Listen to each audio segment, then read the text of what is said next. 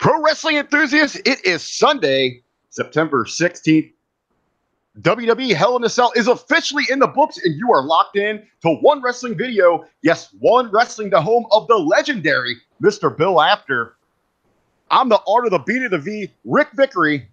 But of course, I am not alone. Ladies and gentlemen, the band is back together.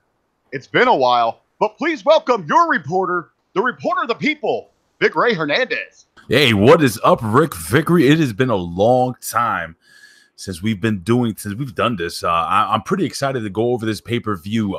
This pay-per-view really quickly. It went beyond a lot of my expectations. The main event, we're definitely going to talk about that because that. well, actually, I'm glad you kind of went in that direction, right? Because it has been a while since you and I have actually sat down and really had an in-depth conversation about what's going on in the world of professional wrestling. So before we jumped into, we're going to run through this entire event from the entire, 4+ hours of this thing. We're going to cram it all into one awesome show. But before we get into tonight's action, what were your hopes, or like you said, your expectations going into this thing? To be honest with you, brother, my expectations weren't too high. But then as I looked at the match card, I said, you know what, this one has potential. This one has potential. This one has potential. And, I think, in my humble opinion, and I'm pretty much a straight shooter here. In my humble opinion, I thought that this pay-per-view actually did pretty well, pretty entertaining. The kickoff match was okay. Each match actually was pretty damn good. But we're going to get into more specifics. But again, that main event, Rick. I'd say we're going to jump to that thing. It pretty much, I think there was probably less destruction left by the Hurricanes than what we saw near the close of that main event. But we're going to get there. Hey, one crazy stat that they threw out on the pay-per-view that really jumped out to me as we were leading into the evening. Now that everything is in the books, we have had 40 Hell in a Cell matches in the 21 years that the match has existed. Is that too many to you? Is that overkill on the gimmick? How does that sit with you? 40? Are you serious? 40 Hell in a Cell? They've had. No, not the pay per view itself, but actual 40 Hell in a Cell matches. So they're spanned over. We've seen those at WrestleManias. We've seen those, at SummerSlams. We've seen them at Bad Bloods. Actually, just for the pay-per-view namesake itself, Hell in a Cell. So that's stretching over the 21 years that the match has been in existence, going back, to the original outing between The Undertaker and Shawn Michaels. Well, first and foremost, let me hold on. I'm trying to do two things at once. I'm controlling the gimmick here with all the chatting and everything. But here's the deal. In my humble opinion, this match, the Hell in a Cell match, should be the end-all, be-all of any type of feud between two competitors in the ring, whether it be female or male, it doesn't really matter. And, I think it is a little gimmick overkill. The fact that they named an entire pay-per-view Hell in a Cell, I've always had a problem with it. Again, a Hell in a Cell match should be something that should be highlighted in WrestleMania, should be highlighted in something like SummerSlam, Survivor Series. Your big 4 pay-per-views. I may be missing one, but neither here nor there. With that being said, I was pleasantly surprised on how entertained I was tonight, Rick. With having 40 of these things, going in tonight, we had seen 38 different incarnations of this match. I will agree with you that I think, we pretty much have seen it all. We did see some repetition in tonight's matches from what we've seen in the past, but they held their own. Both matches were very entertaining, but we're going to get into those. Let's start off. We've got the pre-show. I guess mainly we're going to talk about, the big pre-show match, the SmackDown Live Tag Team Championships. You have New Day defeats Rusev Day. I've got some questions with you, about maybe the direction of where Rusev Day is going to go, where the tag team division is moving. But was there anything else on the pre-show that jumped out to you? Anything of note? Not really. First and foremost, I'll be honest with you. Are we going to talk about the match right now? Yeah, that's the first thing I've got here on the run. Okay. To go into that. Unless there was something else that jumped out to you. Have you noticed anything? The panel was a little different, I thought. Was a little refreshing. I will be completely honest. I travel for work tomorrow, so I was packing and doing some things like that. So I had it on as kind of some background noise. The only other thing that really jumped out on me in the pre-show was that we got the announcement that that Randy Orton and Hardy were going to open up the show with inside the Hell in a Cell. And to me, I immediately, that was a little bit of a turnoff at the time. And I still don't like still don't like that they opened with it, but I still was very, very, much surprised and enjoyed the match itself. But let's talk about the SmackDown Tag Team Championship match. I got a few questions here for you.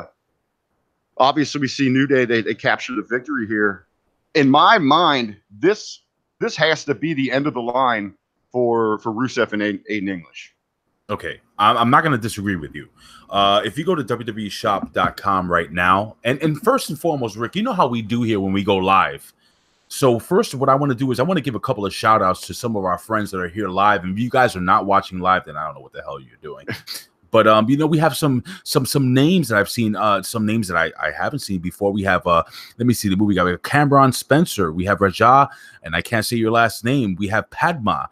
Well, who else we have here? We have Wolfie HD, who's an old friend of ours. Dougie Fresh, John Bryant, Noe Laura, who's a good friend of ours. TN Couponer, the beautiful Jennifer L. Lovely. Hey, baby, how you doing, honey? She's watching me right now. Hey, William Alicia. I'm sure all our friends over at the Hami Media are here watching right now, but this is for the replay. Obviously, if you're not joining us live, we're going to have a lot of people joining us on the replay. So let's jump right into Ultra Fan. What's going on, my friend? Good to see you here. Richard Bain, what's going on? Well, I think, it's so great. We've got so many people sticking around after the pay-per-view to join us because, hey, we always brag about, this isn't our show. This show is for everybody. That's the reason we go live, so we can be one of the most interactive, duos shows going across the world of professional wrestling. Hey, hold on. Billy Ray Valentine, Mr. Infinite Fringe himself, is actually in the chat room. So, ladies and gentlemen, please, any heat directed towards our boy, Billy Ray Valentine. Listen, do you mind if I talk about the tag team match just a little bit, my friend? Jump on in. All right, so check this out. So first and foremost, the WWE totally screwed this up, in my humble opinion, with the tag team match. You had an opportunity about 6 months ago when Rusev Day was ridiculously hot to put the tag team titles on them. So this should have happened at Extreme Rules, is where they should have pulled the trigger on this. Absolutely. They could have even done it at SummerSlam what they wanted to do, but they did not do that. So even Ben Hameen was saying during the chat, if you guys haven't joined the Facebook group, it's Hameen Media Discussion Group over on Facebook. You can go over there, guys. And again, this is One Wrestling Video. Go to onewrestling.com for all the latest news, reviews, so on and so forth. But check this out, man. He made a really good point. Ben Hameen was saying that, you build up these two amazing talents, all right? You have Lana with them, so on and so forth, and it's all for nothing. You have these guys fight for the tag team title 6 months after they're super hot, so right now they're cooled down, and then they lose. The fans were totally behind them. This is one of the cases where if I'm backstage at Gorilla, what I would do is I say, you know what, man, maybe we should kind of switch this up and have New Day go over here. And then, eventually, once they lose the titles, maybe break them up. If you go to, again, I mentioned, if you go to WWEshop.com, you do have Aiden English's new shirt, Aiden Day. So it's going to go one of two ways. They're going to stay a tag team and then eventually break up, or Aiden English is going to turn heel. I don't think Rusev is going to turn heel. I don't know. Maybe Rusev will turn heel. Maybe Lana will. I don't know what's going to happen, but I have a feeling there's going to be a feud moving forward with Aiden English and Rusev, and that will be a program going into the next pay-per-view. But, man, what a wasted opportunity. Do you agree?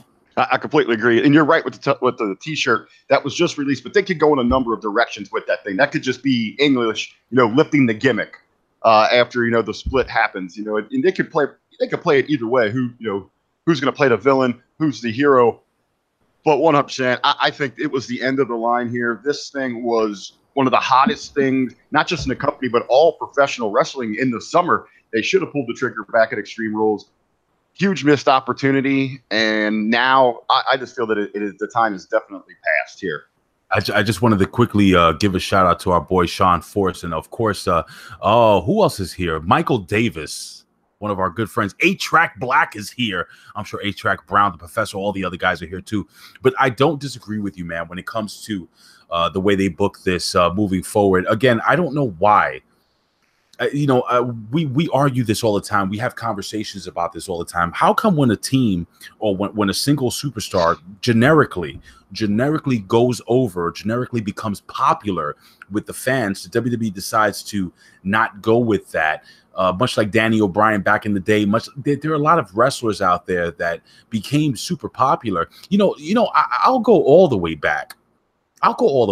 Let's look at a talent like you're gonna laugh at me when I say this, but let's say a guy like D'Lo Brown, who was just really popular with the fans back in the Attitude Era, and he never got past that moniker of European champion. Did he ever win an Intercontinental Championship? I don't think so. But a guy like Razor Ramon, who could have been world champion, I think, during his run in the WWE. That was a lot of other obstacles with Mr. Hall that prevented him from the company trusting him to be the one to carry the world championship. But it's a little other issues outside of that. But I do completely agree with you. And I am constantly telling Jargo this over on the Hitting the Marks Pro Wrestling podcast. WWE has proven time and time again, if you fly too high on your own, they are going to cut your wings. Absolutely. And again, I just wanted to give a thank you, John Bryan, for your donation here to One Wrestling video. I wanted to give a shout out to XL Abe. Again, guys, we're doing this at the top of the hour as we're talking here. I just want to give some props and some thank you to all the guys and gals that are joining us here live. But yeah, man, it's a very frustrating endeavor when I'm watching WWE TV. And, again, we can look at Impact Wrestling. We can see guys in Impact and girls in Impact Wrestling who are, who have basically earned their spot, who have worked their way up the card, and they're given that title shot. I mean, we have a guy, and I know we're talking WWE right now, but I just want to quickly talk a little Impact Wrestling. There's a guy named Falaba that actually wrestles for Impact Wrestling. And listen, there's no shot this guy, in my humble opinion, will ever be Impact champion, but he was given an Impact Wrestling championship shot. And that's what I'm saying, you have these two guys that are just so damn popular. You can make so much money with it. You could have an Aiden Day shirt and sell it, a Lana Day shirt and sell it, a Rusev Day shirt and sell it. But no, as soon as they become popular, if WWE and their writers did not create or did not perpetuate the popularity of this group, they're not going anywhere, Rick. It's very frustrating. Well, let's jump into the main card here. We know what the opener was going to be. They told us on the pre-show. Randy Orton goes over Jeff Hardy here. Before we get into the match itself, I already kind of stooged it off. I didn't agree with this thing opening. How did you feel about it? Well, first and foremost, I got to tell you something. You could look at it two ways. You could look at it in, what's the word, in the rearview mirror after the match and say, holy cow, how the hell did this thing close out? Or how the hell did this open up the pay-per-view? What's going to top this, right? Or you could look at it, from a distance as you're driving down the road. And I still can't figure out why the hell they had this match opening, to be honest with you. Listen, oh, man, these two guys put in some work tonight. This match easily should have been somewhere in the upper mid-card. Maybe even a match or two before the main event. That's how good this match was. I really enjoyed the match. It doesn't see where they put it in the card didn't take away from my enjoyment of the match. But I got to tell you something, Rick. It did take away from the rest of the night, if that makes any sense. Well, it's exactly why I don't like it in this opening spot. This was a very physical, almost, over each, how many media discussion group in our live chat going on. A lot of people were making reference that this is the closest thing they've seen in a long time to like the Attitude Era or like early Ruthless Aggression era. This thing was very violent. It was very physical. And it took you to one of those extreme gears too early in the show where they're giving too much away, where then we had to kind of just rear back a little bit because we had to get more into the technical side of the show, where you should have built up to something like this and then had a real brief cool down as you got ready for the main event. One of the reasons that I first turned me on to New Japan Pro Wrestling is because each match gets hotter and hotter as you go. They're not worried about giving you breaks or anything like that. You build to that huge climax in the main event where WWE, you're kind of all over the place. But don't get me wrong. Like I said, this was a great match, man. Very physical. One of the things, that got to me, in a world of PG, it was very refreshing for us fans that do want more of that little more edgy material, that edgier product, this delivered there. Ooh. Do you remember when this program started and Randy first started pulling at that ear of Hardy? There was an angry mom on Twitter who pretty much she said that her kids were so scarred they couldn't sleep for days. She was going to have to remove all WWE programming and products from the house. And you know what? You would think something like that would kind of deter the WWE from moving forward like that.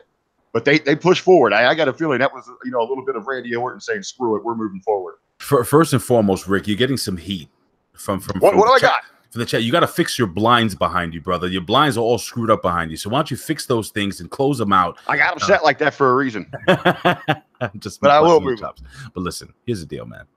What the hell were we talking about? Oh yeah. What were we talking about right now? I just lost my train of thought as we're fixing angry mom on angry mom. Okay, angry mom. By the way, I was watching this match with my son, my 10-year-old son, as Randy Orton took the screwdriver and stuck it into the hole and began to twist the ear of one Jeff Hardy. And my son was just standing there in utter disbelief, utter shock, almost he looked like he wanted to throw up. I got to tell you something. That was a great spot. Randy Orton's leg looking like some deli meat, all chopped up. And oh, it was just disgusting. It was great. It was great, man. These two guys, balls to the wall, just beat the living hell out of each other. That final spot where Jeff Hardy is hanging off the top of the freaking cage and just comes down onto that table. Man, there was nothing weak about that, man. No airbags under that table, man. Just straight up, boom, bump. Seemed like a little mistiming on the spot, as Randy was very quick to bail on the table. But yeah, that's just this little nitpicking. Now let me ask you, I know there was some debate over it in the live discussion on the Hameen Media Group when we were, you know, we're all sitting and watching this thing. Did you agree with how the finish went down? A lot of people were kind of upset that we didn't get an RKO in that spot. No, dude, listen, psychology 101, man. I mean, Jeff Hardy comes, he jumps. You know how Ben Hameen always says you jump off the Empire State Building? There shouldn't be anything after jumping off the Empire State Building. And Jeff Hardy fell off not only the Empire State Building, he fell off the Freedom Tower. What's the tallest building in the world? The Burj Dubai? He fell off the Burj Dubai.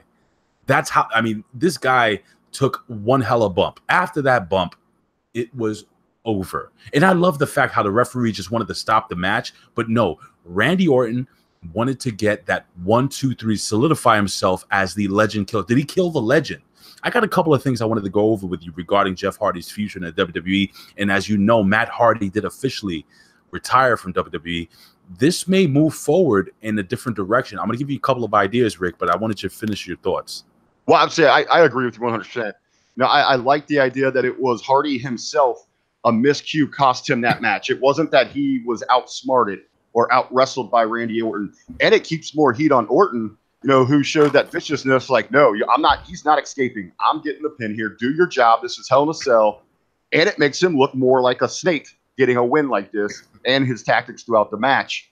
But I was going to ask you myself here, let's talk about the future of Hardy. I think this is going back over to the Hitting Marks Pro Wrestling podcast last Thursday. I'd mentioned this when Jargo and I were kind of predicting the show, laying it out.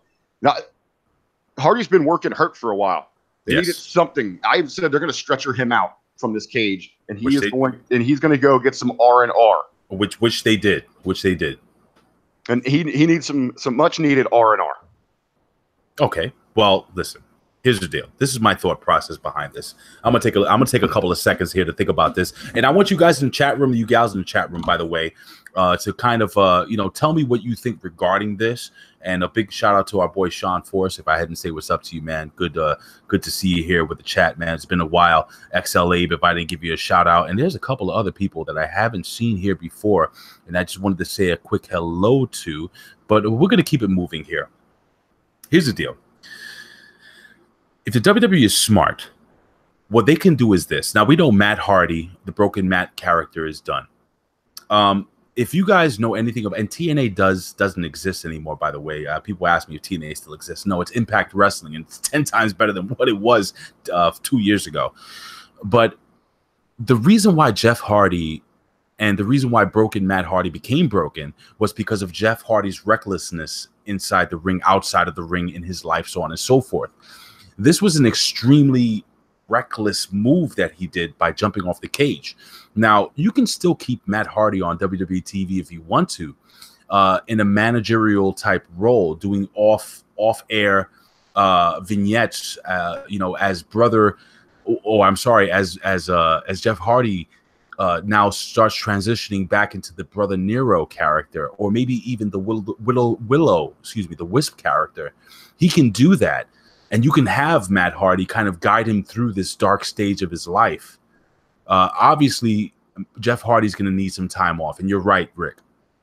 Jeff Hardy has absolutely, definitely been working very hurt. Matt Hardy's been working very hurt. And by the way, Rick, I got to tell you guys out there, my God, what a career for those two guys. What a career for Matt Hardy.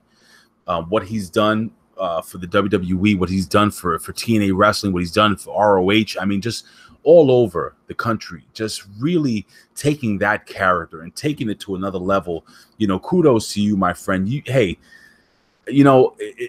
What a special time in their career it has been, overcoming adversity. But that's not what we're here to talk about. We're here to talk about Jeff Hardy. And Rick, I'm telling you, man, I honestly do think that there is still money and still time in Jeff Hardy. We all know when they came to WWE, they weren't really, I'm sure Vince McMahon wasn't, and I'm assuming on things I know and things I hear, Vince McMahon didn't get the whole broken universe. But you can still salvage some of the broken universe and utilize that to perpetuate a continuation of the career of Jeff Hardy. Rick, your thoughts, my friend? Yeah, I was gonna say, I think that there's plenty of life on the shelf with him. Let's get him back to where he needs to be. If you're gonna pick your shots with him, I think it's got to be during a WrestleMania season. But you listed all those former characters of his, but you didn't mention, what was it, Switchweed, the guy with the. Oh, we're not talking Switchweed, dude. That would never get over. Switchweed was a character that Jeff Hardy used to use in Omega or in the Indies, where he's basically like a tweaker, somebody who I think enjoys the finer things in the let's just say street pharmaceutical. Just a drug addict, dude. Like a crazy drug addict. I think it would have worked during the new generation, because he could have just played that crazy, landscaping guy or hey, Rick, professional. Rick, you might want to shut that TV off behind you. Apparently, it's giving some type of glow that people being annoyed. And well, you know what? Hold on, I got it. It's going out of the way here in just a minute, because as we're going to move down on the card here real quick. I wanted to bring in a special guest. I know, you are the reporter of the people, but I wanted to bring in the individual who still is the people's champion. She might have lost her championship this evening, but I know she is still number one in everyone else's hearts. Oh, Jesus. Let's go ahead and bring her on in here. God, what is that? Let's go ahead and bring her on in. Oh. Yes, for your viewing pleasure for the remainder of the program here. Oh. The Queen. Yes, my precious Shar Shar. Hold on 1 second. Wait a second. Chat room. Is there any way you can send tweets to the FCC to get this freaking foot off of my television? I know, man. You're gonna have to control yourself during this. I know it's gonna be a little much for you. Oh, look at that! Look at her. I know. I mean, pure perfection, correct? What the hell were you doing down there, bro? Hey, that's for this end of the studios to know.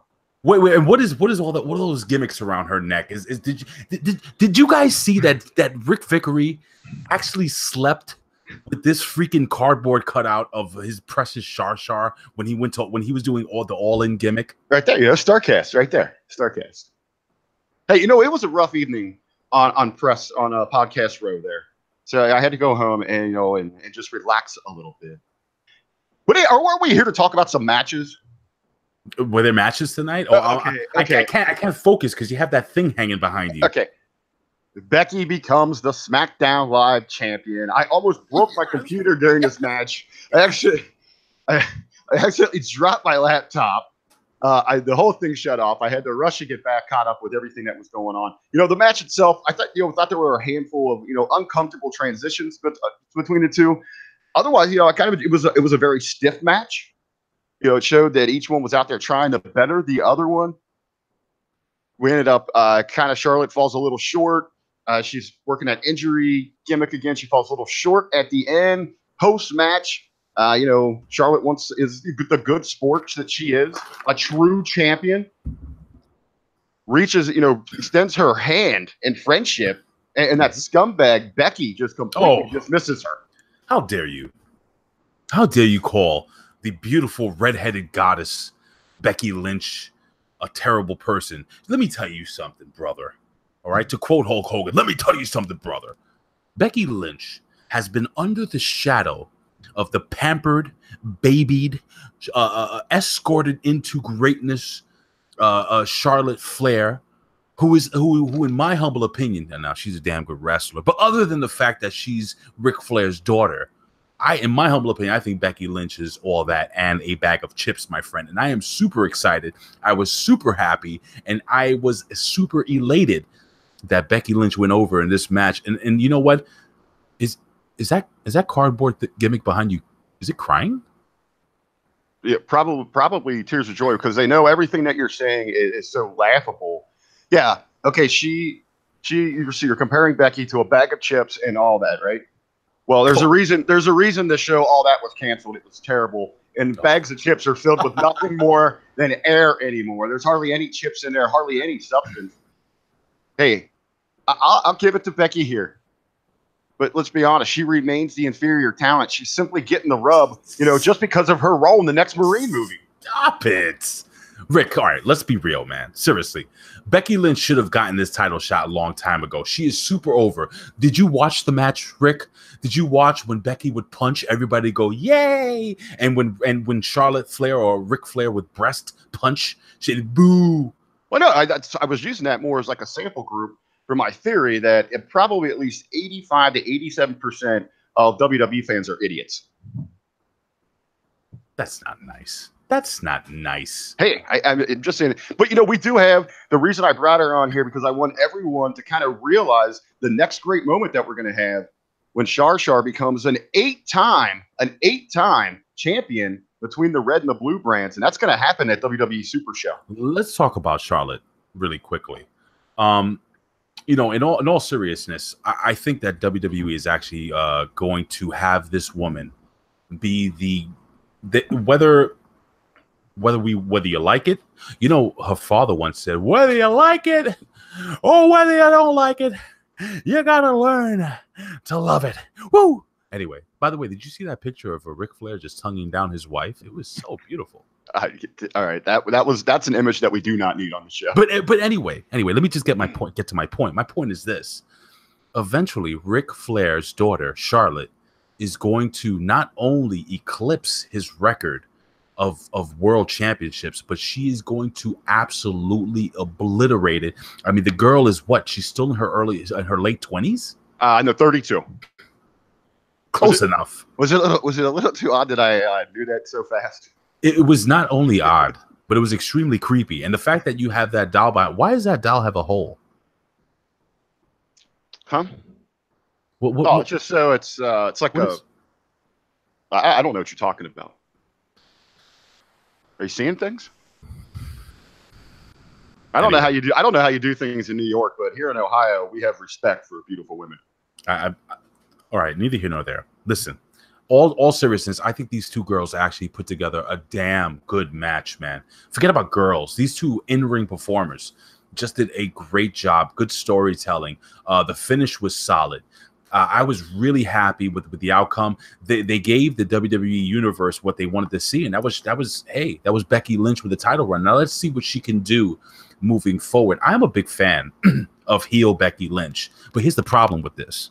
Okay, Charlotte Flair, in my humble opinion, is just a natural heel, and we were talking about a double turn. I didn't see that double turn coming, brother. I want to see what heel Becky Lynch can do. We all know Charlotte Flair can get over as a babyface, and right now Charlotte Flair is becoming Rick Vickery, steadily becoming it. In chat room, tell me if I'm wrong. Charlotte Flair is becoming the Roman Reigns of the women's division. Rick, your thoughts? I will agree. I think they're completely miscast here. Charlotte is the natural heel, but you know what? They have decided to go in the direction where at all costs, they're going to push Becky as the villain here. So everyone wants to praise her how good she is. Then I want her to go out there. I want her to turn all those cheers, to turn all those chants of Becky, Becky, Becky, turn that in to heat on herself. Turn those into boos. Let's see how good you are. Look at individuals like The Miz, like Kevin Owens, like Alexa Bliss, who are very masterful in that. Someone like Elias, they can get that crowd eating out of their hand. They want to cheer them. They want to cheer them, but they're so good at what they do. They convince the fans they have to buy in and boo them. Let's see how good Becky is there. I also feel that this title situation, I would like to hear from the chat room on this one. I'm worried this might turn into a situation that we saw just like Charlotte and Sasha Banks a couple years ago, where they're just flip-flopping this title, every 4 or 6 weeks. Well, I'm going to go to the chat room really quickly. We have Michael Davis, who strongly agrees with what? Probably agrees with me. But, the Ultra fan says, nah, man, Charlotte's what people think of Roman Reigns is.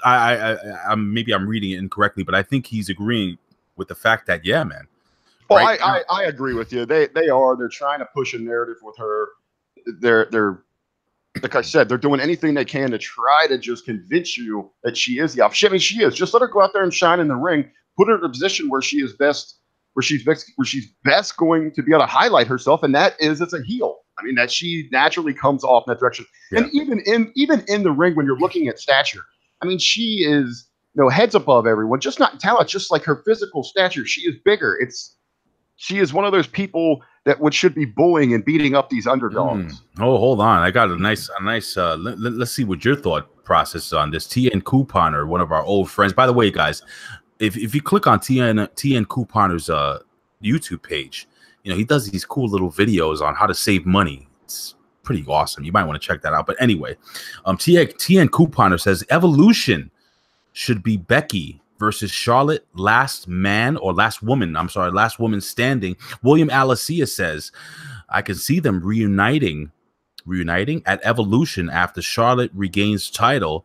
And Marcellus Palmer, gonna be hard to turn fans on Becky by using Charlotte. That's a really good point. I gave you some, a couple of things to munch on there, brother. Why don't you break it down? Stop munching on that stupid gimmick behind you there. I actually like that last, the last idea there. I think you need to get these two away from each other, but we already have them scheduled for the Super Show. You would think that this program will probably continue to Evolution. That was one of the matches listed on that rumor leak sheet. Nothing made official there yet, but I would say as soon as you can get through this program, I would take Charlotte, move her to Raw in some sort of swap. I know they're so reliant on that stupid shakeup. They should be able to just move people throughout the year. Make a move at the end of 2018 into 2019. Have Charlotte arrive on Raw as a heel, as someone who can actually be a real threat to Ronda Rousey. Make that move, and then you'd have to bring in, maybe a baby Asuka could turn people against Becky. But you're going to have with the comment there, they're exactly right. You're going to have to find someone that fits that role perfectly to get those to turn on Becky. Hold on one second. I'm actually going to go to my Instagram live really quickly. Here we go. All right, I'm live on Instagram as I'm doing the live video here on One Wrestling Video. So, if you guys on Instagram right now want to see what we're doing live, head over to onewrestlingvideo.com and check us out. Now, what the hell were you talking about, Rick? Because all I see is you touching that stupid cardboard gimmick behind you. You talking about Becky Lynch? See, I mean, you're more worried about it than I am. We're talking about, who could potentially be the proper baby face that would get the fans to turn against Becky, that would rally behind the baby face there. We threw out Asuka there. I'm trying to think of. All right. I'll tell you right now. Would Bayley work in that situation possibly? I was thinking Bayley. I was definitely thinking Bayley. But right now, I think the only possible threat to Charlotte Flair would possibly be, in my humble opinion, it would be Asuka. But she's also the ultimate threat to Ronda Rousey, who we're going to talk about later on. But then again, Asuka, she's on the blue brand right now, right? Am I correct? Yeah, she is. So she could easily, and she is working as a babyface. She's in that giggling, kind of confused babyface role right now, which they kind of just seem to be, they don't know what to do with her there. But I think it is a great point. But let's move on here. Okay. That is something for everyone to ponder out there. Great conversation. You said you can always leave us comments here at One Wrestling Video. Catch us over on Facebook and Hameen Media Group. I think that, that's a great spin-off conversation. But let's talk about the Raw Tag Team Championship. Because I know we are going to have a difference of opinions on this match. The show retains over Rollins and Ambrose. I know you were high on this thing. This thing didn't do much for me. What match are we talking about right now? Because I'm actually the Raw Tag Team Championships, where the show goes over. The Raw Tag Team Championships. Again, ladies and gentlemen, I want to give a shout out to my friends over here on Instagram. Head over right now to One Wrestling Video. We're live, so I'm going to shut this down. Go over to One Wrestling Video on YouTube. I'm doing this review right now live. All right, guys. So goodbye. I'll talk to you later. How do I shut this damn thing down? Whatever. Anyway, Raw Tag Team Championships. All right, so Rick Vickery, we have who the hell fought in this match? You got Ziggler and McIntyre. The show going over Rollins and Ambrose. I'll ask her to leave just so you won't be as distracted. Okay? No, please. It is very distracting having that foot. She's a foot, dude. Ugh. Oh no! Don't lean her. Don't lean her into the camera. Oh. All right, now on with the show. Okay. No pun intended. The show going over 2/3 of the Shield here. I have a bad taste in my mouth. Anyway, this match was a damn good tag team match, Rick. And I thought the finish was really well done. Listen, Dolph Ziggler and Drew McIntyre should hold those titles for quite some time, man.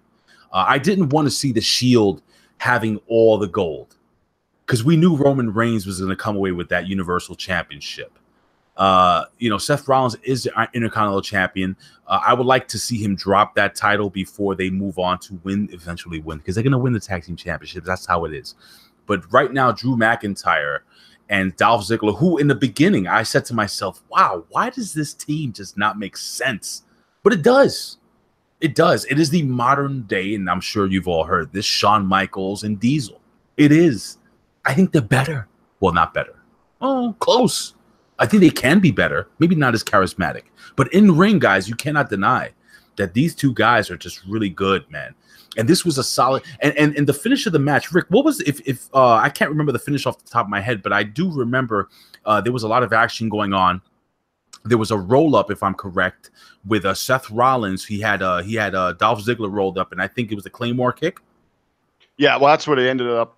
They're kind of tangled up. Looks like Seth is going to get the upper hand. Drew comes in and just delivers just one hell of a kick to Rollins that leaves him out cold, which allows Ziggler, who was the legal man, to roll over and get the pin. I have to agree with you. I did love the finish. The right team went over. I liked that Ziggler and McIntyre essentially went over clean here. But to match me, I mean, there was a lot of confusion.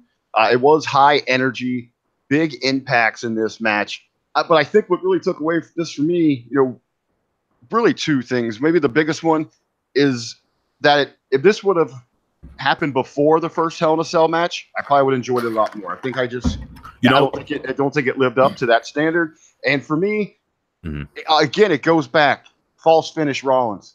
I mean, how many false finishes do we have in this thing? I lose interest after 6. I got to tell you something right now. In retrospect, now again, we're talking about retrospect here. I have to agree with you. This match would have possibly been a much better opener, and I would have been okay with having the Randy Orton, Jeff Hardy match follow this. But neither here nor there, Rick. I think the major topic that we should really focus on here, and again, low expectations, and I'm pleasantly surprised here. Rick, these are 2 back-to-back really solid matches. I mean, I don't know if there are any Dave Meltzer 5-star matches, whatever that means. But by the way, Dave Meltzer, super creepy in my humble opinion. Love you, buddy. But this match was solid. Would have been a great opener. Let me see something. Sean Force agrees with me. Of course, our boy Michael Davis says Dolph versus Drew at WrestleMania 35, calling it right now. Do you think that's a possibility, WrestleMania 35, and then maybe we have another title change? Or you think there's another tag team that eventually comes into the picture. Maybe Razor and Akam, the modern day what the hell they call the AOP. The AOP, man. I'm kind of impressed because going back to our days with Smack Talk, you always used to call them what was it? Steak 'em and shake 'em, or shake 'em and bake 'em? Shake 'em and bake 'em. By the way, ladies and gentlemen, I'm going to let you guys know right now, me and Rick are working this out because we both have very conflicting schedules. And I know we used to go live every Tuesday nights. We're thinking about doing, and we might even do it this week. I don't even know if that's going to happen, but we're thinking about doing a midday show live on Wednesdays. We have to kind of figure out what time we're going to do it because we want to affect all time zones and be able to have everybody watch maybe on your lunch breaks or whatever. You can always watch on a replay, but we're thinking about going live to kind of recap the week in wrestling, Raw, SmackDown, and then talk some news. So, hit us up, hit me up at Big Ray Show on Twitter, hit Rick up at The Real RBV, right? RBV. And yeah, man. And just let us know what you guys think. We're thinking about doing that moving forward. But anyway, so far so good, Rick. I'm watching this pay-per-view, buddy, and I'm like, you know what? This is pretty damn entertaining. And did we even talk? Yeah, we talked about the New Day going over. So, that was okay. So a decent match. Two really, really great matches in my not great, good, solid matches. And so far with 3 matches into the pay-per-view, I'm like, you know what? I like this. Well, I'll say, the biggest story coming out of this match, did you catch this? Everything, the Twitterverse was blowing up. Everyone was kind of getting a joke on this. The biggest story coming out of this match comes from the commentary team, where Renee Young proclaims that her husband, and I quote here, "It looks like Dean Ambrose wants a piece of this pie." Did I miss that? You didn't see that? Everyone was talking about that. Even Renee was replying to some individuals, and she was kind of laughing about it, having a good time, telling people to grow up. But yeah, I think this is what stole the show during this match. Renee proclaiming that it looks like Dean Ambrose wants a piece of this pie. I must have missed it, but I got to be honest with you. It's kind of hilarious if you think about it. And she was kind of being a homer. Let's talk. Can we talk about Renee Young for a brief second? Yeah, let's. I mean, this is a perfect spot to plug it in here. All right. So first and foremost, I got to tell you something. For people that don't like Renee Young, just remember who was there in that seat just before her, and that was Michael Cole. No. Cole is there. You're thinking about Coach. Never been Coach Cole. Doesn't matter. They both sound the same to me. Michael Cole and Coach are cool. They're all right. I like Coach better than I like Michael Cole. Never been a fan of Michael Cole. I like Michael Cole better in the backstage role as the scared little guy that's going to get smacked around by The Rock. But and Coach too. But honestly, I think Renee Young is really good, man. I think Renee Young, and some people say that she sounds like she's somebody. I forgot who it was. Damn it! But it doesn't matter right now. Somebody said that she sounds like she's the WWE 2K19 game in a loop, like saying pretty much the same shit. I don't see that. I thought Renee Young does a good job. I think she does a good job. That wasn't good vernacular, if you know what I mean. But she does a really good job. Yeah, she was a little bit of a homer for her husband, but that's real. I think Renee Young has earned her spot, man. I think she's done some really high quality work. Think about her work on Smack Talk before that was taken off the air. The post shows, the interviews. If anybody, female or male, was to get a spot on that seat, I think Renee Young is doing a damn good job, Rick. I want to know what you think.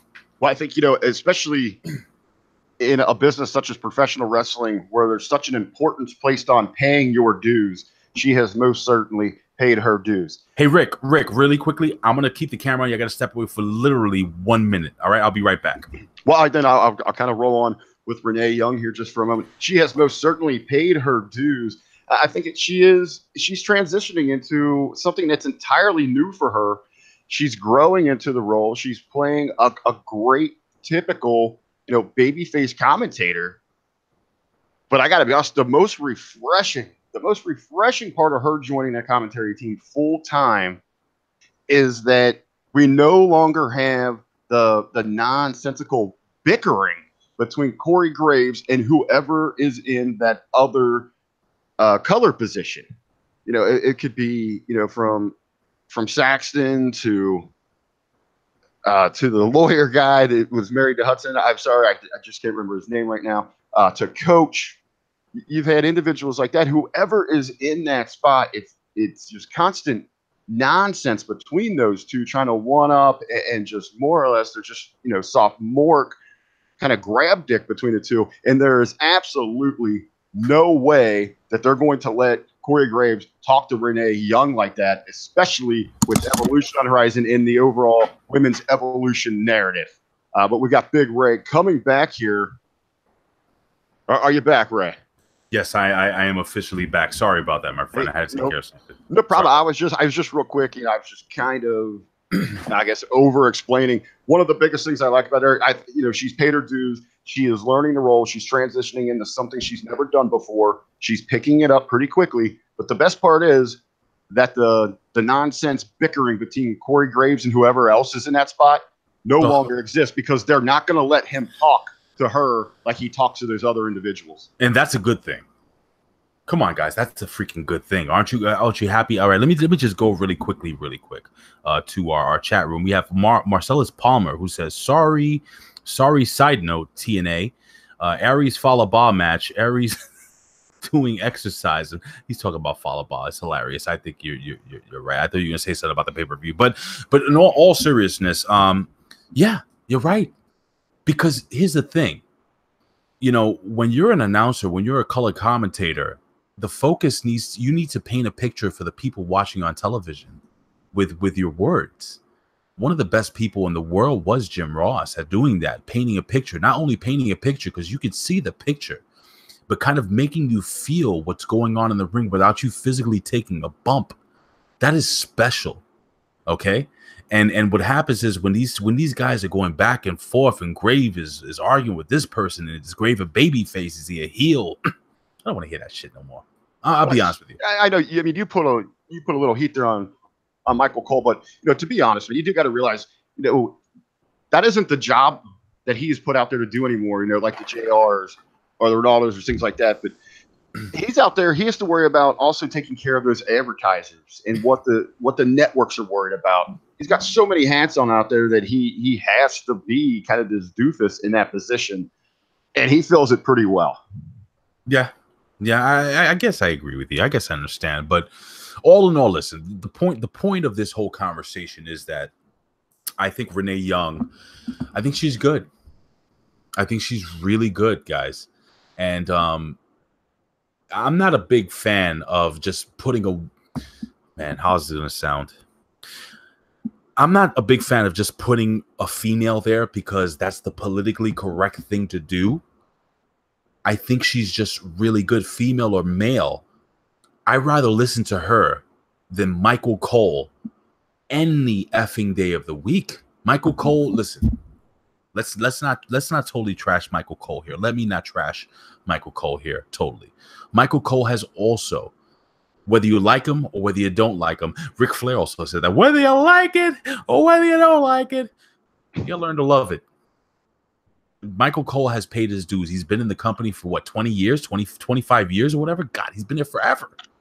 And the fact of the matter is this, guys, he has earned his spot. He has earned his place. He is probably going to retire there. Maybe he'll get fired, go work ROH a couple of years before he ends, calls it quit. But other than that, Michael Cole, he's a fixture. But I think he'll be there for life. Even when he leaves the booth, he'll find something to do backstage. There's been rumors that he himself would like to transition back to the truck. Go back to be working a headset behind the scenes. But right now they're looking for someone that can fill that role that position that he plays. Yeah, absolutely. Listen, again, we need to get back in the matches. I was going to say, let's move here real quick. Hey, we don't have that much long to go. We're doing well on time. We're doing very well on time here. But hey, what would a great wrestling show be without some major controversy? And we got that in the WWE Championship. Still, your WWE Champion, AJ Styles. But Big Ray, should he be? I got to tell you something, man. First, I got to tell you, people were complaining, oh, this match is moving too slow. Listen, stop. Would you stop? I think this is bad match placement. Well, I mean, this is the WWE Championship. This is a championship that goes back to the early 1950s. I know, but even just with, if you're going to have this style here, then don't run this out behind, the first Hell in a Cell and then just the ... train wreck that you had in that tag match. Greg Hornsley put up a poop emoji with Renee Young's name. I think he was one of the ones over in the live chat that was showing her no love. Not a fan. He is not a fan of Renee Young. But yeah, I think it was, again, either that or they should have picked up the tempo in this match. But I mean, this is what these two are great at. What kind of turned me off a little bit, even at the beginning of this match, is they played that god-awful story time promo again. Dickory, Doc. Going into this thing, I'm already half asleep before the entrances are even happening. I'll kick it back here in a moment here, Ray. But overall, I thought it was very technical yet physical, back and forth between these long time foes, man. Wait, hold on. You're saying that these guys have fought before somewhere else? I know this is mainly a WWE show. We're not supposed to stooge that off, but I heard that they have maybe a handful of times. All right. First and foremost, look, man. Here's the deal. This was a damn good match. I like the pace. I like that the match went a little long. I like the way they had that slow, methodical pace at the beginning. It slowly picked up at the end. Like hard hitting, stiff shots. Everything you want in a World Heavyweight Championship match. If you guys watched All In, that match between Cody Rhodes and Magnus wasn't a flippity doodah 5-star Meltzer Japanese classic. These guys, they were storytelling. And that's what AJ Styles and Samoa Joe were doing. They were telling a story in the ring, and they wanted to beat the living hell out of each other, which they did. But here's the cool part. Now I have somebody here. Let me see who it was. Ultra Fan said, is it Ultra Fan? No, anyway, somebody said here, and I can't find it here, but that there were two screwy finishes in the title matches, which is true. But this screwy finish, or this dusty finish, as they call it in the business, was a good one. Because what it does is it prolongs the feud between these two awesome in-ring competitors. What am I talking about? If you didn't watch a pay-per-view, basically, all right, Samoa Joe had AJ Styles in a choke, in kind of the coquina clutch. AJ Styles flipped over. Now, before the count of 3 came down, AJ Styles did tap. And I got to tell you something. We just did a review of Ragin' Cajun WCW Clash of the Champions at the Pro Wrestling Reflection, which is an old school podcast we do over at Hami Media. And that match was between Ric Flair and Ricky the Dragon Steamboat, best 2 out of 3 falls, where Ricky the Dragon Steamboat picked up Ric Flair and he put him in the double chicken wing, went back, had Ric Flair's arms pinned, his shoulder was up, but Ric Flair's leg was under the rope. You know what? It prolonged the feud. Okay? I think this did a good job. And technically, Samoa Joe should be the WWE champion. Whether he wins the title, Billy Ray Valentine said that he thinks that that Samoa Joe will never be WWE champion. But then again, we never thought 5 years ago that AJ Styles not only would be in the WWE, but we never thought that he would ever be not only past the mid card. Maybe people thought he would be Intercontinental Championship champion at best. And I'm going to throw it back over to you, Rick, but he has been AJ Styles, possibly one of the most solid WWE, solidly booked champions, period, in the WWE in quite some time, Rick.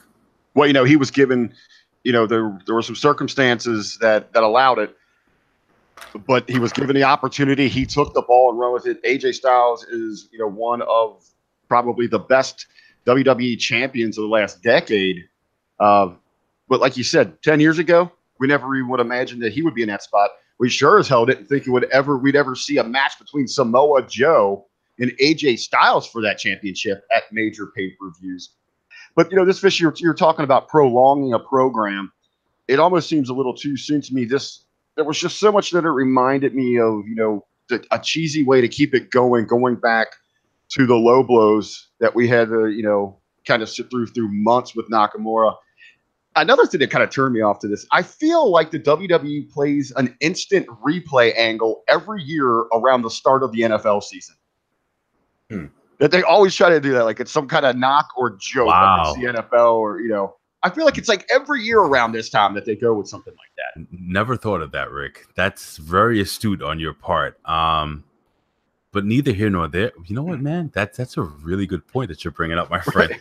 That it is. By the way, did you see my sweet Conspiracy Horseman T-shirt? I did notice that when we were going on there, man. This is a sweet. I have the old school one up here. Go to www.prowrestlingtees.com/Bin Hameen. Give a shout out to Ben Hameen. Actually, I got this one on Stevie Richards because Ben Hameen doesn't have the black shirt. But anyway, neither here nor there. Well, I was going to say, do you want to close out there, or can we? Well, listen, I'm just happy with the fact that this was a really damn good match. AJ Styles looked like he went through hell. He was bloody. He was beaten. He was exhausted. Samoa Joe has an actual gripe. He went backstage and he was talking to Paige, and Paige was like she wanted to blow him. But other than that, Paige said that he's right. That went right over most people's heads, I'm sure. But neither here nor there. She actually told him to go get a friend and come back. What? Isn't that what she said? Oh, no. That was another individual. Go ahead. Anyway, listen, man, all seriousness.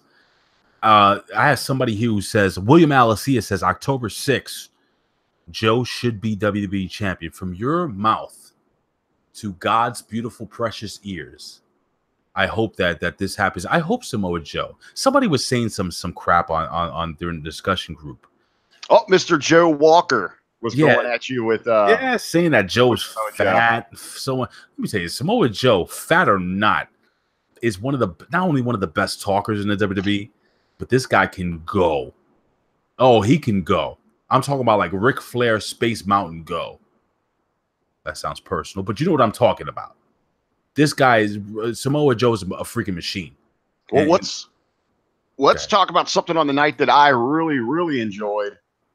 Yes. The Miz and Maryse over strong on Daniel Bryan and Brie Bella. I know it wasn't, most people want to judge things around, how good the in-ring action was. Me, I'm more about storyline and character.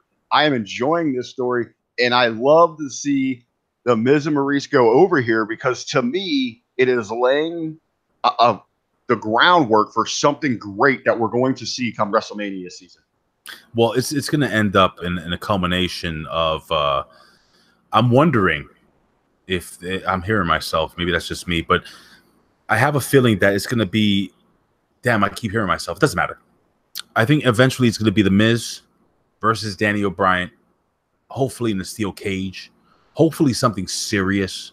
Well, we do know coming up at Super Show October 6th. Down in Australia, they are going one-on-one with each other where the winner will be named the #1 contender to the WWE Championship.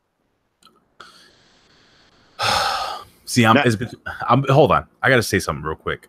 I'm between the rock and the hard place now because I would love to see the Miz get that WWE World Heavyweight Championship shot, but then I would also love to see Daniel Bryan have another run with the World Championship. So what do you think is going to happen, Rick? Let me lay out this plan that I have, this thing I've been pushing for probably 6 to 8 weeks here. I'd like to see the Miz pretty much steal all these victories from Daniel Bryan. That would be the SummerSlam. What we just saw here in the mixed tag. What we're going to see in Australia, the Miz goes over there, becomes the #1 contender, and then eventually goes on and wins the WWE Championship, especially heading into WrestleMania season. Maybe he wins it at the Rumble. But all the time, we've got this great story, this great feud going on between Daniel Bryan and The Miz. This thing's been going on for, 8-10 years? So, yeah. But now, Daniel Bryan, the ultimate underdog, has been bested by probably, one of the biggest weasels, a guy that a lot of people think should have never been in that position. He was the reality star. He still is running off to Hollywood and all this. He can't get over The Miz. That is a hot WrestleMania program. Miz walking around. I beat you 3 times, Daniel. I'm the champ. I have everything you want to be. I am a true WWE superstar. You're always a bingo hall rat. you'll never get over on me. Daniel Bryan wins the Rumble. You got those two at WrestleMania in a great blow off to what has just been, years in the making of Daniel Bryan and The Miz. Wow. You know what, man? But I think you have a moment that could almost rival WrestleMania 30. Here's the problem. What you're saying makes too much sense, Rick. Unfortunately, WWE doesn't write things up to make sense. Now, I agree with you. I honestly do think that would be great. Have The Miz have another title run, man. Even if he's a transitional champion until WrestleMania. I mean, March is right around the corner. By the way, I'm turning 43 in March. Anyway, that would be amazing. Have The Miz defending the WWE Championship against Daniel Bryan at WrestleMania and having Daniel Bryan with another big moment there. Oh my God. That would be amazing. You know what, man? You have The Miz. You have Miz the whole time. Like, see, Daniel, I've been telling everyone I'm better than you. Now I'm going to go prove it at WrestleMania. This is another ultimate proving ground for Daniel Bryan. I'm going to go back to the chat real quick. I'm going to go to Craig Hornsley, who says, Maryse, nums. Google search it. Hey, I was gonna say, God bless Maryse. I mean, going at it in the ring just 5 months after giving birth, how incredible did she look? It's amazing what spandex and tight things can do. But anyway, listen, William Alicia says, IMO. I don't know what the hell that means because I'm stupid. In my opinion, I'm going to read this verbatim. I think because of the company's style booking, we'll see Daniel Bryan or D. Bryan finally beat The Miz at the Super Show.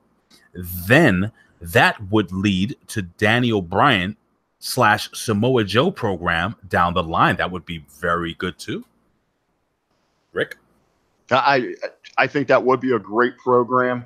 Actually, as I usually, when I'm talking to Jargo about this, he has thrown out there, well, why can't Daniel Bryan be the champ and have The Miz chase him in WrestleMania? I think, that just goes against everything traditional and not just professional wrestling, but just classic storytelling. You want to have the underdog baby on the chase, not the over cocky heel. And I don't think there's any way in hell that you could, do a successful turn where Daniel Bryan's playing the heel.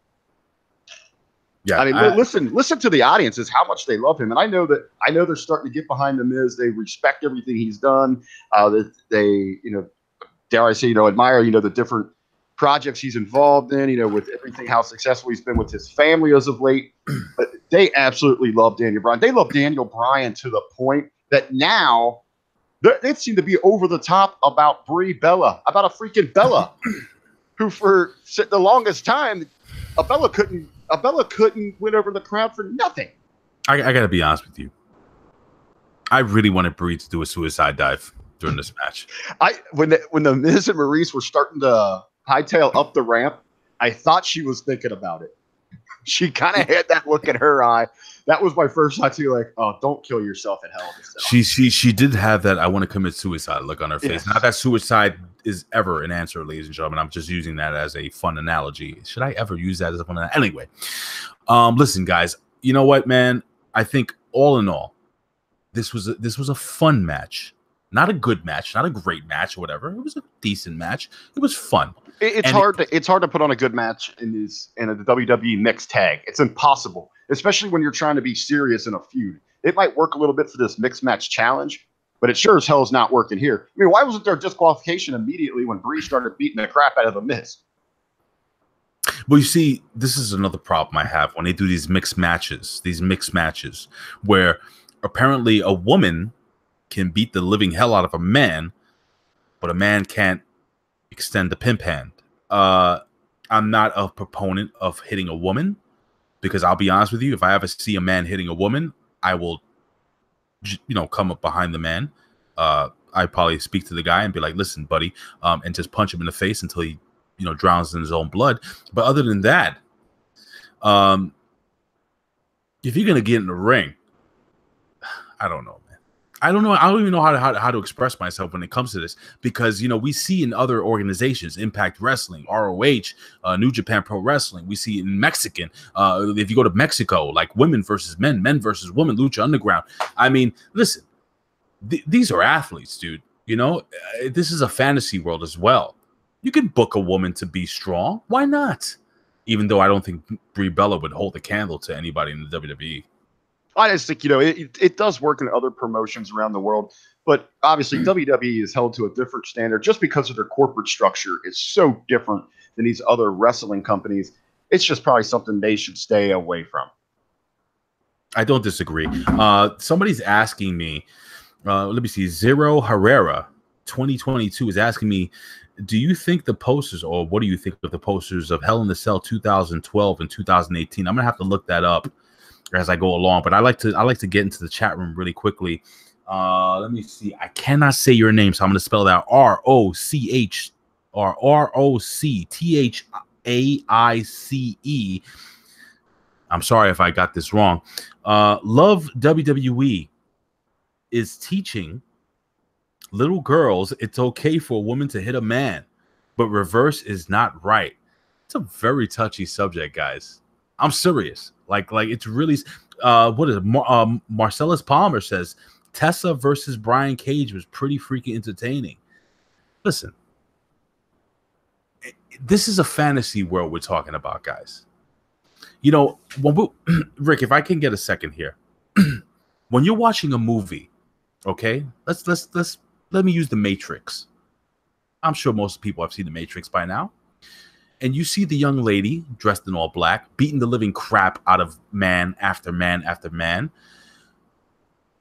It's believable because you're in that fantasy world. Now, listen, I know some girls that I have family that are females that will whip the ass of most men that I know. It is possible. But I do disagree with the fact that WWE isn't allowing that. Like, you're talking about having women being on the same plane as men. It's the women's revolution. You have Brie Bella coming out first and Daniel Bryan behind his woman. Well, then give the women a chance to get in the ring with a man. Show them how tough you can be. Show them you can do whatever the hell a man can do. I don't disagree with that, Rick. I know it's a touchy subject, but it is what it is. And I have to look up that 2012 Hell in a Cell poster. I actually have those up here. The Hell in a Cell 2012 was kind of, how this year they kind of had the devil theme or the demon theme with the horns, the tongues, and all that. Yep. Back then, it was just CM Punk with the horns, opposed to where we saw this year with Roman Reigns and Braun. Hold on. I think the 2012 edges it out. It looks a little more fresh to me.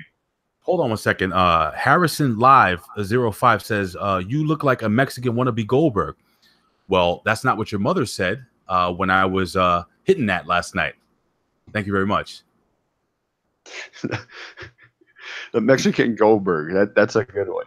By the way, I'm Puerto Rican. Not that it makes any difference whether you're Mexican or Puerto Rican, Latino is Latino. We're all extremely fantastic lovers and just really good people. But yeah, you can go fist yourself.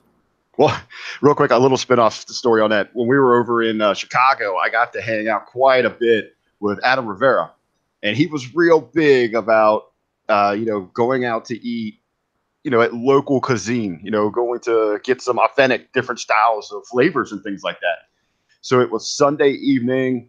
We went and watched the Warriors wrestling show. So we got out there kind of late. So it's a little before midnight. And the only thing we could find was like this authentic Mexican restaurant. Delicious, by the way, I'm sure. Absolutely. Hold on. Absolutely incredible. Speaking of delicious, just like Harrison's 3 ex-girlfriends. Absolutely delicious. That's why they left you. Well, maybe they were just like I ordered because I got 3 tacos. And they were the best tacos that I've ever had. But I was so out of place there because here in Ohio, we kind of have like that Tex-Mex. We don't have the authentic Mexican style. Mm-hmm. And I was like so lost with how to order. And I felt so out of place. I'm at one point, I'm just begging Adam, like, please just order for me. I will figure it out. Get me something with chicken in it, taco chicken, something. Just do it. Get me out of here. I was so out of place. But it was some of the most delicious food I've ever had. Hold on. Speaking of chickens, Mr. Harrison, those are probably who you date when you walk around the slums of your neighborhood. Anyway, Rick. All right, I'm going to use it for a transition. Let's talk about chickens. Let's talk about Alexa Bliss. She's throwing everything she could here at the champ, but still, Ronda Rousey forces Alexa Bliss to tap out. Ronda's successful in her first title defense. Hey, you know who tapped out? Harrison's grandmother when I pulled that diaper to the side. Go ahead, Rick. You know what? My first note on this match, man. You know, even going back to her MMA days, Ronda looks so much better in darker attire, and that's just not about her looks and all that. She just looks more. It's more fierce. She looks more like a top-notch competitor, someone that anyone should fear. Opposed to when she's in there, with the bright colors, the former Piper gimmick and all that stuff going on. They need to stick with something like that. Hey! You know who's bright? All the teachers that said that Harrison would probably flunk out of the fourth grade. I'm sure you. Hey, good luck with your job scraping toothpaste or bubble gum from under the seats and. I am going to turn your attention here, Ray, on something that was a little over the top, man. So I was talking there about Ronda's attire. What'd you think about Foxy's attire tonight, man? The Lady Gaga meets. No, my friend. 1980s Paula Abdul. No. What she was. What she was, if that makes any sense. She was. You ever seen? What are those idiots that came over the Beatles? I'm not a big fan of the Beatles, and I'm not a big fan of any Yellow Submarines. But she should have been on one. She looked absolutely ridiculous. Pretty stupid, in my humble opinion. I think Foxy is too beautiful of a woman to be wrapped up with that type of garb. She looked like she should have been attending Easter Sunday somewhere in the Carolinas. She looked terrible. That's my humble opinion. Hold on one second. Harrison says, damn, I triggered Mr. Puerto Rican Goldberg. Well, at least you got me. I am Puerto Rican, my friend. There you go, man. He got you there. But, we're not just here talking about the ladies, how they looked in this match. WWE going out of their way to try to even the playing field, to bring Ronda back to earth here. And they were really hammering home those injured ribs. I got to tell you real quick, man. In all seriousness, back to reality, or the reality of professional wrestling, talking about this match. Ronda Rousey, I like the fact that they were playing off the fact that she was injured, which kind of evened the playing field. I was very happy that they allowed Alexa Bliss to show that she is a 6-time WWE Women's Champion. She's no joke. This girl can go. Yes, Ronda Rousey is the baddest, woman on the planet, so on and so forth. I get it. But, don't bury all your other talent. The way she won the last match the last time against Alexa Bliss, in my humble opinion, was not cool. She pretty much squashed her. Not happy with that. But I am happy with the way they booked this match. And yes, it may have taken a little more effort on the back of the champion. But you know what? Eventually, once the champion got her spot, she hulked up like Hulk Hogan would do back in the day, brother. She locked in that armbar. She went over, and I thought it was good. This match was good. I didn't have any problem with it. The only thing I have a problem was, with Harrison's grandmother. That diaper gets stuck on the inner thigh, and it's hard to pull over. But other than that, got it, Rick. Yeah, I was gonna say, yeah, I enjoyed the match. I was actually gonna look up, what they have going on for her at Super Showdown. I believe I know what it is. I just want to make sure I'm absolutely correct that she's going to be involved in a 6-woman tag. But each and every time out, Ronda is drastically improving, and I continually give her credit as someone who actually seems, it just isn't lip service when she says she wants to be a part of this. That this is a serious career move for her. I always put her over with that. Rick, hold on. What the hell were you looking at, bro? I'm over here, we're talking over here and stuff like that. I got my phone right here. Is that what you're looking at? Because I don't know. You put that whole cardboard cutout of Charlotte Flair down. That is out of the room. That is gone. She has left the office here. That is out of sight, out of mind. I'm looking up. They've already got here. The Bella Twins. They're going to be teaming up with Ronda Rousey to take on the Riot Squad down in Australia. Hold on. I just want to go to the chat room really quickly. Let me see. Let me see if I could get this name right. It's Roctha. I believe that's ICE. I don't have my glasses, and I will never wear them around you guys. But this person says, don't see Ronda dropping the strap until after Mania. They're going to feed the division to her slowly in prep for Mania in Charlotte. Dude, I do not disagree with that. Is a really good point. Don't disagree with that at all, Rick. I kind of want to bring that up because we were over in the live chat during the actual show, and they were talking about, who could be a serious challenger for Ronda. And obviously, to me, the number one, I think everyone, most would agree it is Charlotte. That is the money match. And I know some people like to throw in Asuka, but to be serious, especially for like a WrestleMania, Charlotte versus Ronda Rousey could possibly headline that entire event. That could close the show. And you've got so much opportunity there for your PR crossover. People, even outside of wrestling, know the name Flair. People inside of wrestling know the name Flair. Those who used to be wrestling fans from any generation know, of course, so many know the name Ronda Rousey. That is your money match. That is a marquee. That is a true headliner and a closer. Hold on. WrestleMania. I want to go back to our boy Harrison, and I'm not joking, because he actually made a point that I want to actually talk about real quick. Harrison Live 05 says, back in the day, Ronda wouldn't make it as a diva. She's not hot enough. Do you agree with that? I think if she's dialed up, I think she's pretty damn hot. I think if we take it into the contents of how he's kind of phrased it there, I don't know if she would make it as diva. I think she's an absolutely gorgeous woman, but she has, it's a different spin on how beautiful she is, or, that angle that you come with that there. Back then it was so superficial. They look so different. You'd be hard pressed, maybe outside of 3 or 4 women that are on, that are around today that would really fit into what the idea of, what Johnny Ace was looking for during the Divas division. Well, I understand where you're coming from, because Ronda Rousey doesn't fit that whole, with the gimmicks and the well, I'd say how many times have we heard, Ben going back and talking about, of course, that's Ben Humming going back and talking about his days at OVW, and you kind of get this little memo floating around saying might need some gimmicks. Yeah. And sure enough, as soon as someone goes out and gets them, it's not too long before they were called up to the show. When we're talking about gimmicks, we're talking about gimmicks. But anyway, I have to be kind of PG-14 or 13, whatever the hell it is. But neither here nor there. I got to be honest with you, Harrison. I think you're actually right. And listening to you and also Rick Vickery, she might have not gotten over back in the Attitude Era. Who's the least? This is such a terrible freaking conversation we're having. Who's the least hottest person back in the Attitude Era? There was that transition. I mean, not all. And I won't say all of them. They each kind of have their unique attractiveness about them. I mean, I don't think anyone would dispute if we kind of threw a name like Lana in there, but I don't want to say that Lana was completely unattractive. She just had a very unique and different look than what the others, what we think of divas and that transition. I'm sorry. She had, Lana had to go out there and put on a match where she carried the hell out of Sable, and put Sable over to win a championship. Wait, who are you talking about? Who? Not Lana, Luna. I'm sorry. Luna. It's funny because William Alessia actually said Luna Vachon, and she was a pretty big fixture over during the Attitude Era. But yeah, she didn't. No, she came in during the genesis of the Attitude Era, probably before that.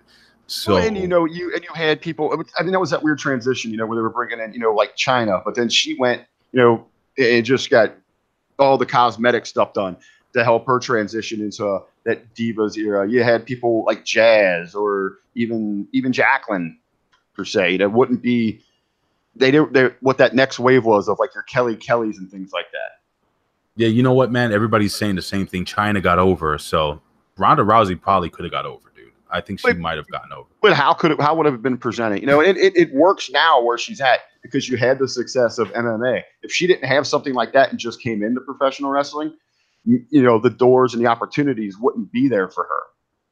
I don't disagree. But I still think I think she's an amazingly beautiful woman. Outside of that, I don't want to kind of harp on that because I think she does so much more for where they want to go with the evolution and really what they should just outside of little PR stunts. But it does put more of a serious spotlight on women's wrestling when she's there. Wow, we're getting a lot of activity on this conversation. Let's move on. What else we got? All we got is the big closer, man. We got the main event, all the carnage. Hurricane Brock showing up at the end to throw this thing out. But let's just go back to the beginning. Hold on, real quick. I want to give a big shout to William Alessia, who was one of the first people I saw report that Brock Lesnar was backstage at this event. And I actually put that out on Twitter, and I was talking to some people. William Alessia, excellent job, brother, by putting that out. I had no idea Brock was out there. I was going back and forth with my buddy Rosenberg. And by the way, go to Twitter right now. Follow me at Big Ray's Show. I've known Peter Rosenberg, for quite some time, and I tweeted out a picture of Rosenberg way before he got onto the WWE, and we're hanging out, and he has a picture of Bret Hart glasses that he had gotten. He was super excited. Just check it out, guys. It's pretty fun. But yeah, man, William Alessia, thank you so much for putting that out. I'm sorry, Rick. I just wanted to give William a big shout out there, brother. Hey, believe me, man, and no problem putting Will over. I got to spend some time with him in Chicago, at StarCast and all in. What a great guy. We ran around StarCast together. We went to a couple stage shows. We went out to dinner, had some fabulous pizza. Really one of the most humble, chill, laid-back guys you're going to meet. Great passion for pro wrestling. Where is William? Where does he live? He's out of the New York area, I believe. So he's close to you, man. He's in your neighborhood somewhere. Will, why haven't you hit me up? Why haven't we gone out for a burger? Why haven't you bought me a beer? What the hell's going on? Yeah, man, he's right around. He's close. Funny story. He did tell me one time he was so hot. He was so mad at Jersey Mike. Oh, he was livid. He was so mad. He was like, "You text your boy Jersey Mike right now, and you tell him I'm driving over to that dump that he lives in, that dump town. I'm going to walk right up. I have an idea where he lives. I'm going to walk up. I'm going to start knocking and ringing the doorbells until he answers. And I'm going to punch him right in the face." He was so hot.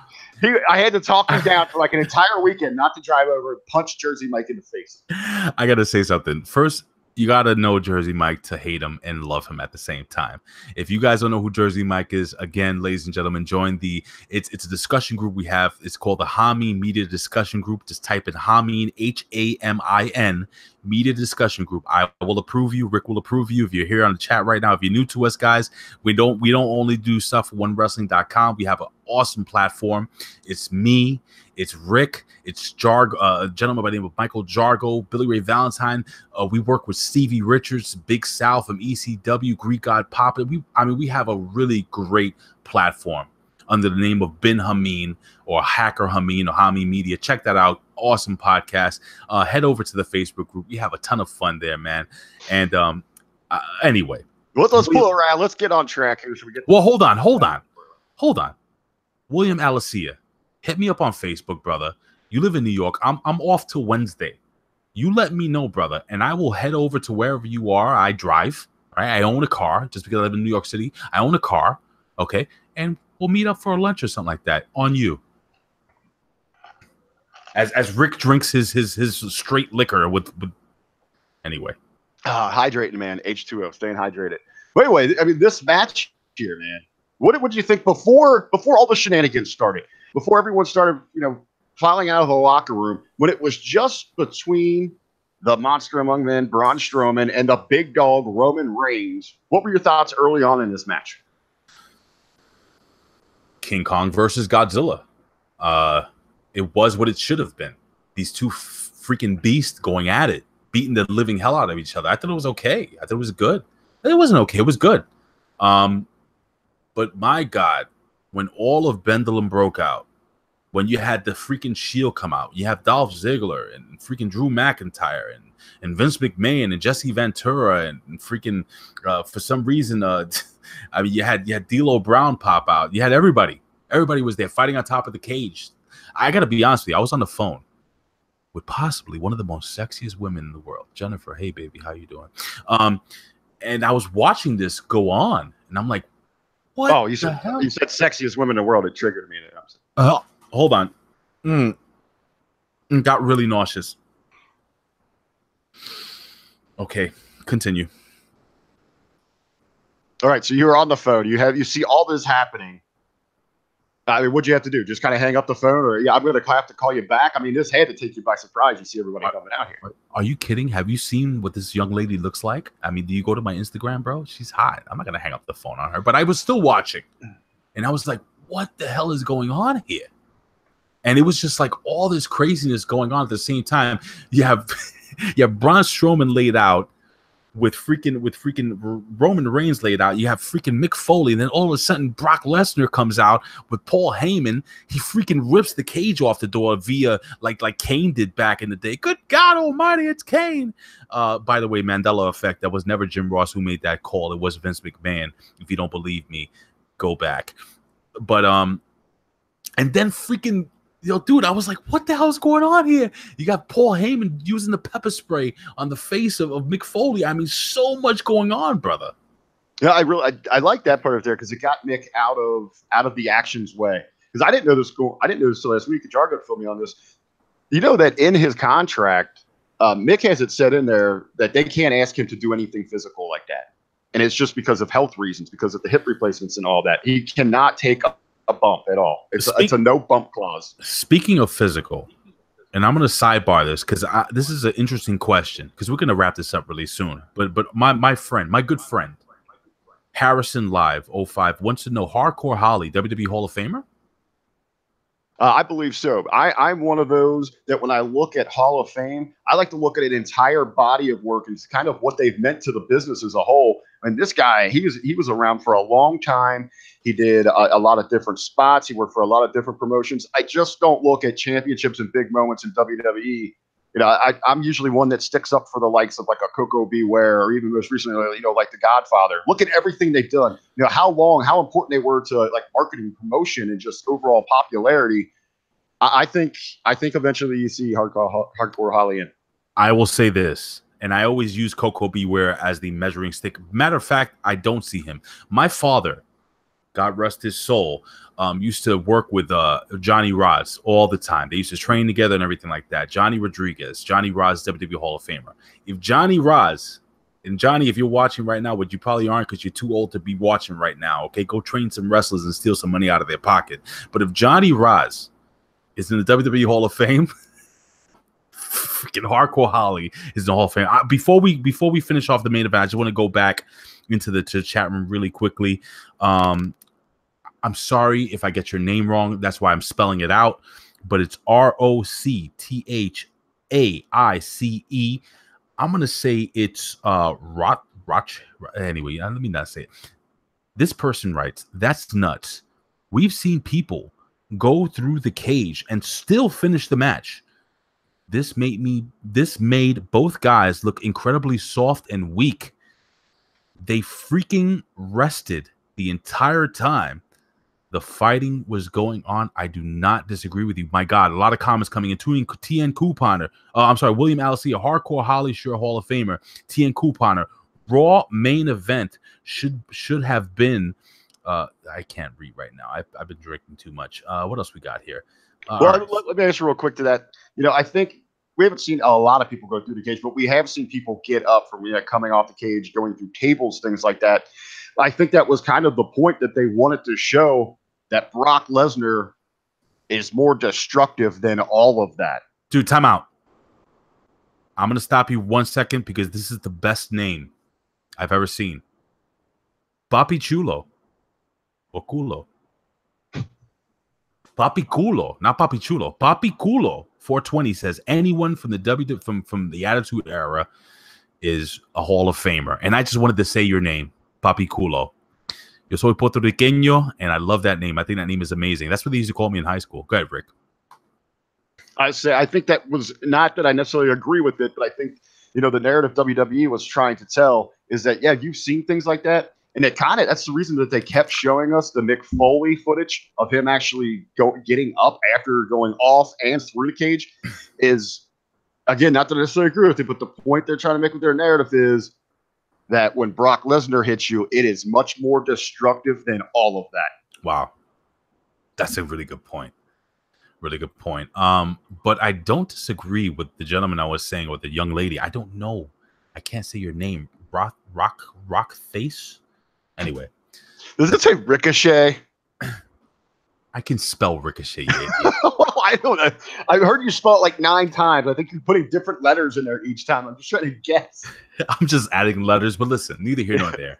I do agree that I think Braun Strowman and Roman Reigns were laid out way too long, letting, like, you guys, if you guys didn't watch the damn pay-per-view, you really have to see what the hell was going on top of the damn cage. By the way, Rick, we didn't even talk about this, and we should just spend 2 minutes on this thing. Right.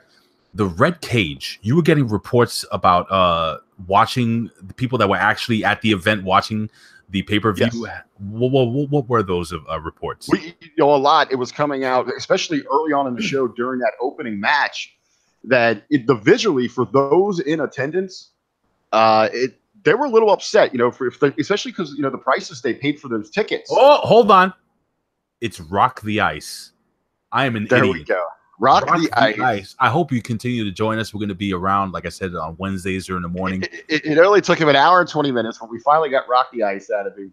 But yeah, I guess just the visual of trying to see through the cage. And then they had this red lighting throughout the arena, which almost kind of illuminated like the backdrop and all that. The visual in the arena, not so pleasing for those in attendance, something that the WWE is probably going to have to address.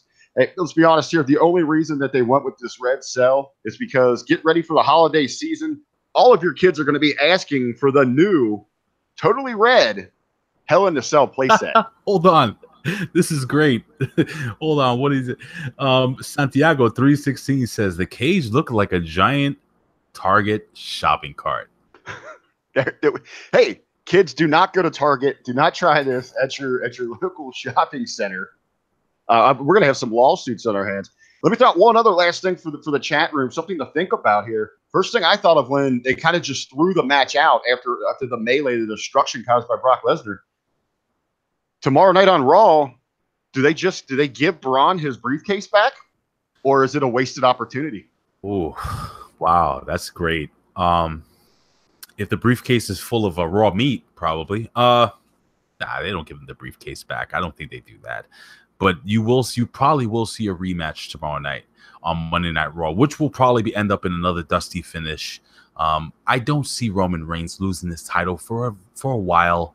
It's not going to be the Braun Strowman, even though I do believe that if anyone should win the title or should be the WWE Universal Champion, or as I call it, the Fruit Roll-Ups Championship, because that thing looks absolutely delicious, just like the cage looked like a giant structure of Twizzlers, and I was salivating looking at that cage, and I was like, wow, I would like to wrestle there because that cage looks tasty, but neither here nor there. Delicious and tasty. Look who is back for another appearance. A Big Ray. Let me hit my plugs before I kick it over to you to do what you do oh so well, and that's can you move her out of the way? All right. Well, I get my plugs. I'll have her step aside for you here. Oh, plug her face. Of course. Hey, that's for the after hours show. The after hours show. Of course, everyone can find me across all social media platforms at The Real RBV. On Mondays, I'm over in the locker room. Of course, that is with the Hameen Media Group. Fridays, I'm on the Hitting the Marks Pro Wrestling Podcast, which airs on the GorillaPosition.com. And as Ray said, coming at you, hopefully we get to launch this Wednesday, but we're going to be coming at you soon. We're just working out some of the technicalities with it. We're going to be launching a brand new show here on One Wrestling Video. What do we got? The Weekly Wrestling Wrap is what the working title is right now. We're going to hashtag WWW, the weekly or the Wrestling Weekly Wrap Up or Wrap Up Weekly. We're going to figure it out, but it's going to be 3 W's. So it's going to be easy to hashtag. We're going to have it there. For myself, Rick Vickery, I'm going to let Big Ray get us out of here because, ladies and gentlemen, we've got to be up early in the morning to do this again in the locker room for the Hameen Group. Of course, it is going to be Big Ray. It's going to be myself and the El Capitan, Mr. Michael Jargo. Well, listen, man. First and foremost, let me tell you something, brother. I had such a good time doing this with you guys. The chat room was unbelievable. Again, Papi Culo 420, one of my favorite freaking names I've ever heard. Harrison, you went at me. I went back at you, but I love you, brother. I don't know who you are, but got love for you. All my friends here that are here, every time we do a live video, I wish I could do this more, but I'm off this week, so I decided to do a live video with Rick. But we're going to try to do this live every Wednesday, sometime in the morning, or maybe in the afternoon, depending on where you live. Listen, guys. I want you to do me a favor. Please subscribe here if you can. We have so much content. We cover NXT. We cover TNA or Impact Wrestling. We cover the WWE. You have Bill Apter, who does awesome interviews. Hey, guys, if you haven't checked out Bill Apter's podcast, The Apter Chat, just search The Apter Chat, and it's like amazing. And if you guys are not into Bill Apter, which I don't know who isn't because he's freaking sexy as all hell with the comb over, do me a favor. Head over, search Hacker Hameen. That's one word. Hacker Hameen. Hamin. and check out all the content we put up there. We have my brother Rick, we have Jargo, we have the locker rooms. We have locker rooms Monday, Wednesday, Thursday. That's a TV. We have that's the radio show that we do there. You have the Impact Attack. We have. I mean, I can go over a plethora of names. But thank you so much for all the support. Yes, we are going to be back up in the morning. Rick, do you have any idea what time we're supposed to record? 9 a.m. Like Eastern? Eastern. Okay. I'll be there. Anyway, listen. Thank you guys for joining us here. I appreciate you all. We love you. And I just wanted to say this. You know, I always say this at the end of every video. I've been doing this now for almost 10 years here at One Wrestling Video. I would do this for a living, but if I couldn't, I would do it anyway. Why? Because I love talking wrestling. I love interacting with you guys. I appreciate you. Give Rick Vickery a follow on Twitter at TheRealRBVBV. Give me a follow on Twitter and Instagram at Big Rays Show. BIGRAYSSHOW. Hit me up, Mr. Harrison. Man, your grandmother is one good kisser. She has to shave the top lip, but other than that, fantastic. Thank you so much for joining us here for our review of Hell in a Cell. God bless you all. We love you. Acer, what is up? You were here late. Angel Hernandez, what is going on, my family? My God, everybody joining in so late. War Mayonnaise, that is possibly the second best name I've ever heard. Thank you so much, War Mayonnaise. Rick, you can sign us out. I'll shut it down after this. Just to hear again real quick, ladies and gentlemen, thank you for tuning in. You know, it's Big Ray, as I always put it over. This isn't just our show. This is all of our show. Love all the interaction, all the chat going on over on YouTube. Until tomorrow morning, I'm out of here. I've got to get some sleep. In the words of my brother Bill Schuyler, who is in heaven, we'll see you down the road. And in the words of the legendary Bill Apter, we'll see you at the matches. Thank you guys for joining us. I had a hell of a lot of fun. And Rick, he had fun too. We got to be up early in the morning. We'll see you later, guys. Peace. Say bye, Rick. Screw you, Canada. Ugh, he's touching the Charlotte poster gimmick. Ugh, it's disgusting.